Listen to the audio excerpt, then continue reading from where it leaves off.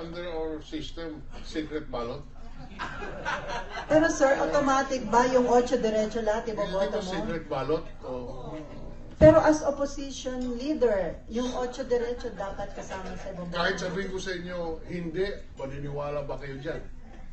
Na 8 diretso? Hindi kayo maniniwala kasi opposition ako and therefore the expectation is that I vote for everybody. That is the expectation. So tama ba yung expectation na yun, sir? The sanctity of the ballot is very important in our system. Next question. Sir, don't you think na baka pagka sinabi mo yung 12, maka-encourage ka pa ng boboto sa kanila? Eh, pag sinabi ko 12, 8 lang ang kandidato namin. Paano 12 din? Saan mga... Pero sunod yung tanong, dahil 8 lang ang kandidato nyo, sino yung 4 na isasama nyo?